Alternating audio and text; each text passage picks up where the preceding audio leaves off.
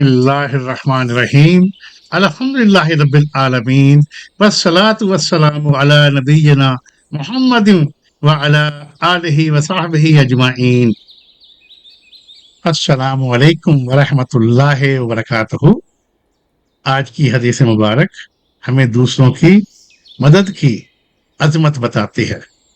حضرت ابو ہریرہ رضی اللہ تعالیٰ عنہ سے روایت ہے کہ رسول اللہ صلی اللہ علیہ وآلہ وسلم نے فرمایا، من نفس عن مومن کربتن من کرب الدنیا نفس اللہ عنہ کربتن من کرب یوم القیامہ ومن یسر علی معسر یسر اللہ علیہ فی الدنیا والآخرہ واللہ فی عون العبد ما کان العبد فی عون اخی۔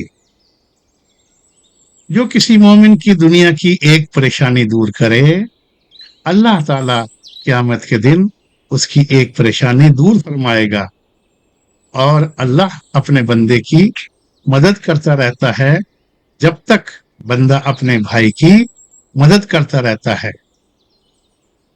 پیارے بھائیوں اور بہنوں، ہم سب اپنی زندگی میں اللہ تعالیٰ کی مدد کے محتاج ہیں، لیکن اس حدیث مبارک میں رسول اللہ صلی اللہ علیہ وسلم نے ایک عظیم راز بتایا ہے۔ اگر ہم چاہتے ہیں کہ اللہ ہماری مدد فرمائے تو ہمیں بھی اس کے بندوں کی مدد کرنی ہوگی۔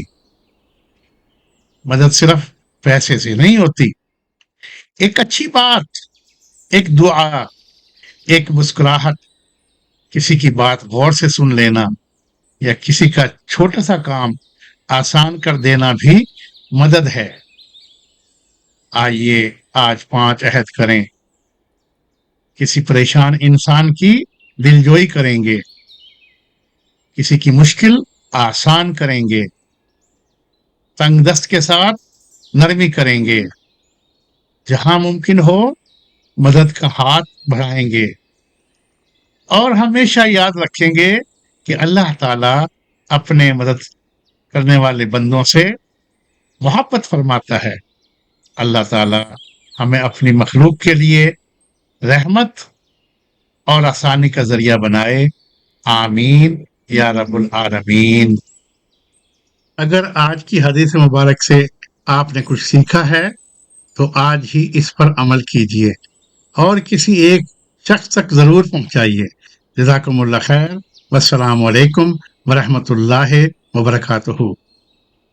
آج کا سنت چیلنج، 1 حدیث 1 ایکشن۔ آج کا ایک عمل، آج کم از کم ایک شخص کی کوئی مشکل آسان کریں، چاہے وہ ایک فون کال، ایک دعا، ایک مشورہ یا ایک چھوٹی سی مالی مدد ہی کیوں نہ ہو۔ آج کی دعا، اے اللہ ہمیں خیر کی کنجیاں بنا، محتاجوں کا مددگار بنا، دنیا اور آخرت کی پریشانیاں ہم سے دور فرما، اور ہمیں ان لوگوں میں شامل فرما جن کی تو مدد کرتا ہے، کیونکہ وہ تیرے بندوں کی مدد کرتے ہیں، آمین۔ Golden quote, when you help people, Allah helps you۔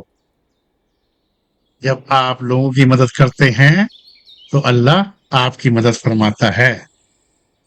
اے اللہ اگر اس کام میں خیر ہے تو اسے قبول فرما، اور اگر اس میں کوئی کمی یا ریا ہو تو مجھے اس کی اصلاح کی توفیق دے۔ یا اللہ عز و جل ہر اس شخص پر اپنی بے شمار رحمتیں اور برکتیں نازل فرما جو حدیث مبارک کو سنتا ہے، اس پر عمل کرتا ہے اور اسے صدقہ جاریہ کی نیت سے دوسروں تک پہنچاتا ہے۔ انہیں دنیا اور آخرت میں بہترین اجر عطا فرما، ان کی مغفرت فرما، اور اس عمل کو ان کے لیے ہمیشہ جاری رہنے والا ثواب بنا دے، آمین ثم آمین یا رب العالمین۔